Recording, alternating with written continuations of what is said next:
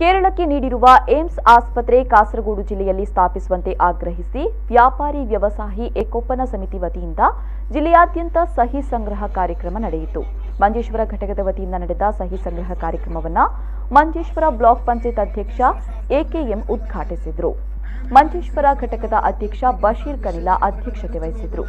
ಈ ಸಂದರ್ಭದಲ್ಲಿ ಘಟಕದ ಹಮೀದ್ ನೆಲ್ಯಾಡಿ, ಹಸೈನಾರ್ ಕುಂಜತ್ತೂರು, ದಯಾನಂದ ಬಂಗೇರ, ಆರಿಫ್ ಮಚ್ಚಂಪಾಡಿ ಮತ್ತಿತರರು ಉಪಸ್ಥಿತರಿದ್ದರು.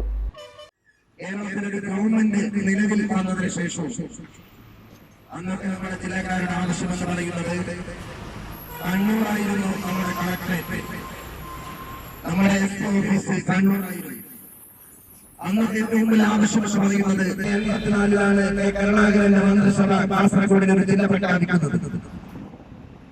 കേരളത്തിലെ 14ാമത്തെ ജില്ലയായി കാസർഗോഡ് പിറവികൊള്ളുമ്പോൾ ഈ ജില്ലയുടെ ജനത സന്തോഷത്തോടുകൂടി ആഗ്രഹിച്ച ഒരു കാര്യമായിരുന്നു